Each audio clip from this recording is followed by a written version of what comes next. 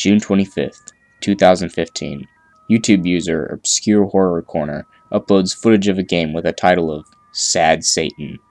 The gameplay footage showed him playing a horror game that looked very distorted and surreal, as if someone had used every Photoshop filter on it. The music and sound was also heavily distorted, consisting of ear-ripping shrieks, low hums, and creepy melodies. So, on the surface, it looked like your average spooky indie horror game, but the mystery is not with the game itself, but the story behind it.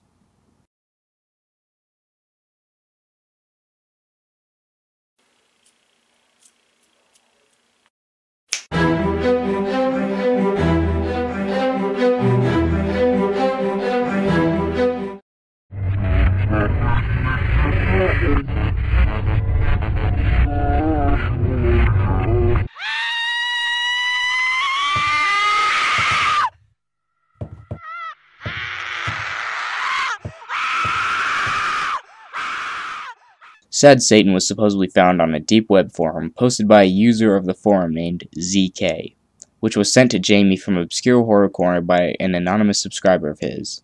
As shady as the story seemed, it certainly seemed as if it could be true.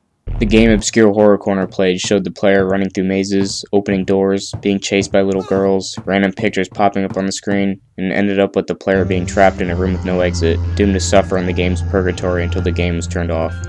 The game seemed to have a deeper meaning to it, or maybe it's just a bunch of random nonsense. I'm gonna go with random nonsense, as I'm not sure where this creepy pedo Santa could fit into any meaningful context. The fuck is this?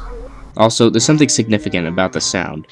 Most of it is made up of stuff like famous songs being played backwards, or stock scream sound effects you can find anywhere online, contrary to what PewDiePie said.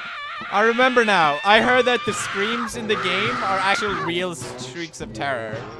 But there was also a low-frequency hum that apparently caused people to feel nauseous and get sick. It's like hammering. The sound is like abnormally loud, man. Like right now, I'm getting this like pungent feeling inside me. Like I really, really want to. I want to.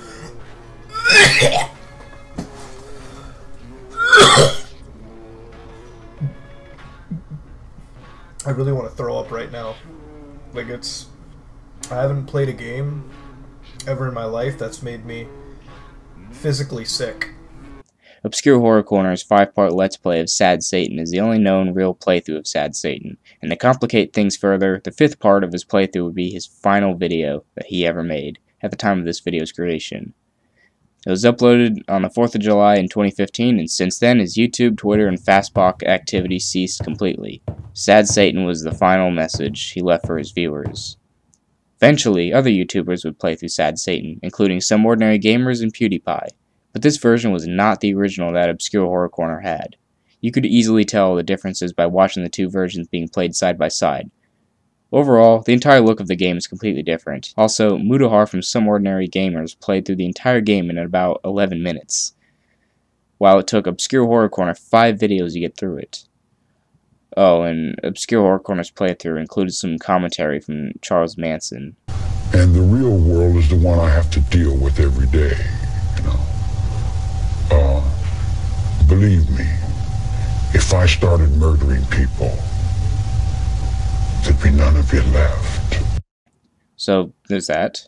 It was clear what Mudahar and PewDiePie had played was a remake of the original, meaning Obscure Horror Corner and both the anonymous subscriber and ZK, who both may or may not exist, were the only ones who had the original copy, and it was impossible to contact them. Later on, Jamie claimed to have wiped the game from his hard drive, due to a mysterious notepad file containing seemingly random gibberish that had appeared on his computer, which was decoded into these disturbing messages by a Reddit user. This means nobody knows who has the original Sad Satan, if it even exists. What's even more annoying is that PewDiePie played through a different version than what Mudahar had played through. Interesting enough, Obscure Horror Corner did give out the link to the game, but it was broken. This means what we have so far is a clone of a game that may or may not exist with different versions of the original remake, not to be confused with the original Sad Satan that Obscure Horror Corner played through. What the fuck is this? What the fuck is that? What the fuck is this? What the fuck is that? What is that? What The fuck is that? What is going on? It is also unknown if anyone has been successful in finding the original Sad Satan on both the deep web and ClearNet. I searched as well, but with all the remakes and clones, it was like trying to find a turd in a mudslide, without factual evidence that said turd even existed. In the original remake that Mudahar played, this is where shit really hits the fan. The remake was made by a troll on 4chan who claimed he or she had Sad Satan and provided a link to a download. This dirty download included a botnet, keylogger, Trojan virus, and tons of other unfun computer fucker-uppers, all wrapped up neatly and ready to screw anyone over who was curious enough to play this game. Oh, and it also contained gory imagery and child porn, and on top of all that, victims wouldn't even be playing the actual game. 'Twas a dreadful day indeed. Alright, I'm gonna blur this shit out for you guys while you're watching this, but there is no screamer that was given. What actually is the image, though, is it is of a child, I think, or somebody young, with their head complete. I mean, it could be if you want it. Oh! Oh! That is an image of somebody getting their body run over by a truck. Because of the fact that a lot of people had already suspected that Jamie had made the game himself and made up everything about the deep web story, a lot of people started blaming him for this, even though the Sad Satan remake was made by a 4chan troll and not by Jamie. I personally believe Jamie is innocent, but I also believe that he made the original game, if we even want to call it a game. When I was watching the playthrough on his channel, I noticed a lot of stuff that struck me as odd, such as random pictures popping up and the player being suddenly teleported somewhere else without any event being triggered. The videos also cut out abruptly and didn't actually seem to continue on to the next.